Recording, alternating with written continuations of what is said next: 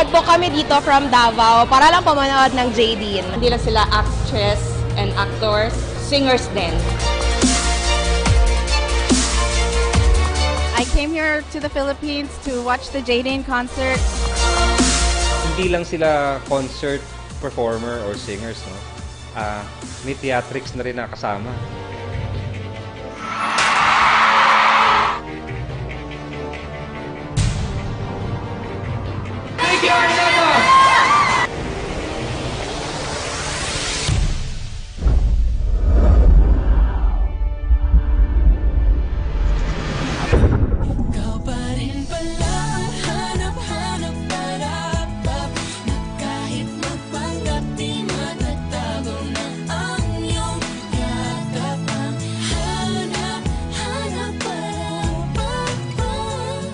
Tonight as we invade Araneta Coliseum to give you the most kilig at nakaka-inlove concert of the year.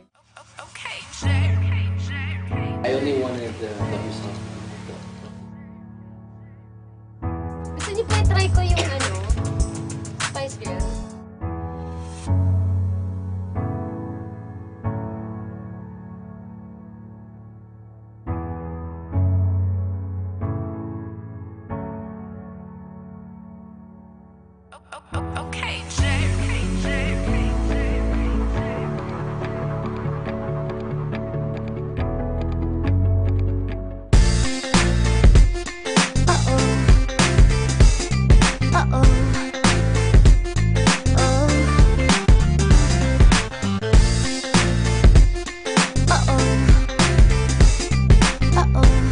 I came here to the Philippines to watch the Jaydeen concert with my friend.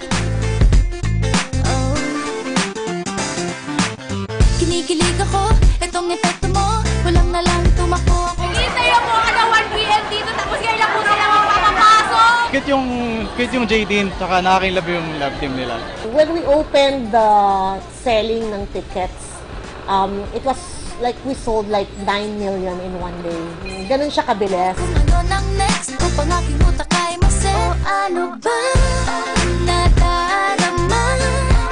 Huwag nang paligoy-ligoy pali. On the day of the show, so sold out na talaga. As in, we opened SRO tickets to accommodate yung mga fans na gusto pang manood at ma-experience yung concert.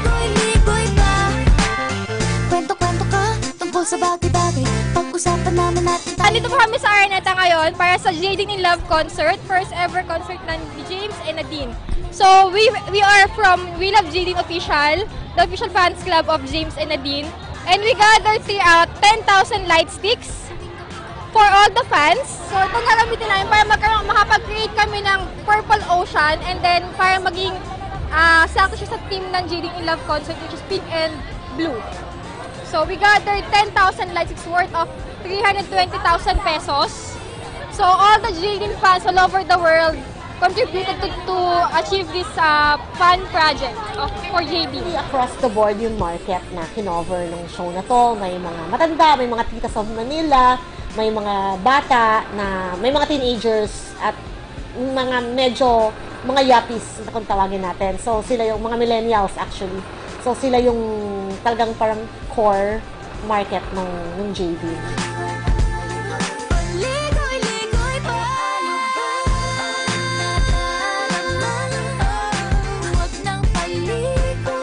Well, the concept of the show is really about the two couples falling in love. If you notice, there's a play of word in the title of our concert. Jaydeen, there's a play in the word of IN, so in love. So we call it Jaydeen Love. So it's like a brand of two people falling in love together.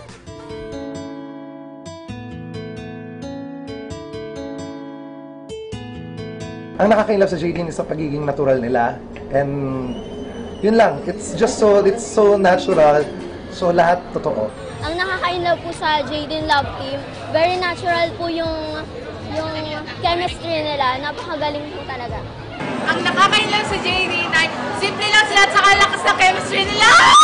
Ang nakaka-inlove sa love team ng Jaydeen ay ang kanilang tinginan sa mga mata.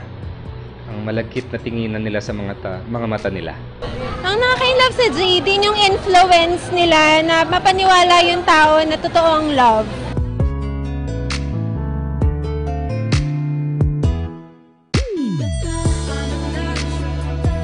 Sobrang excited na ako. Grabe.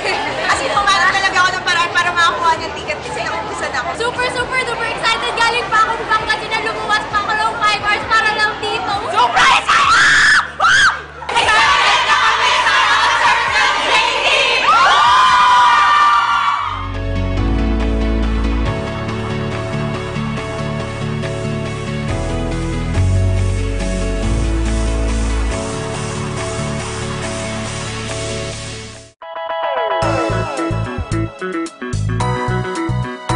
I was surprised kasi ganito yung reaction ng lahat ng tao.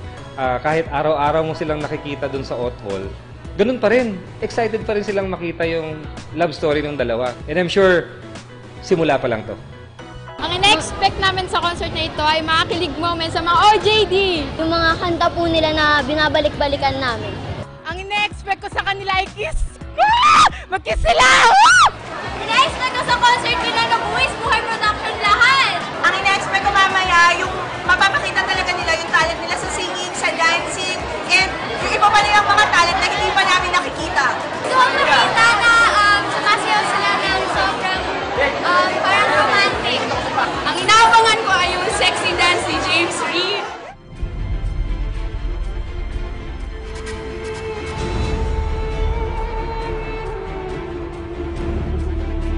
Our first ever concert in Araneta is about to start.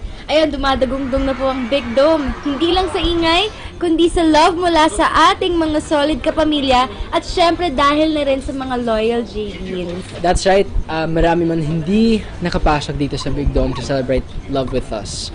Hindi naman pwedeng mahuli ang mga nakatutok sa #JD.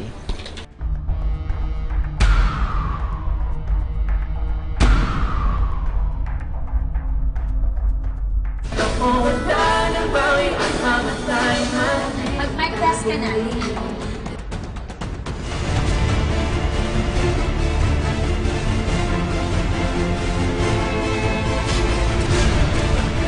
Yesterday, lumipad po kami dito from Davao para lang pumanood ng JD. Sinamahan ko yung sister ko kasi sinusupport ko siya kasi idol siya, ang big fan siya ng Jaden. Post-Valentine's date namin to.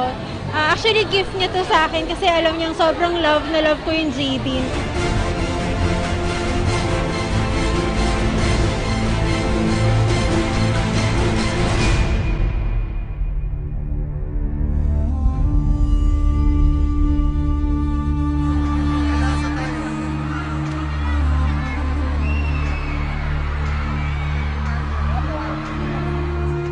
Sobrang excited na kami sa concert nila tonight!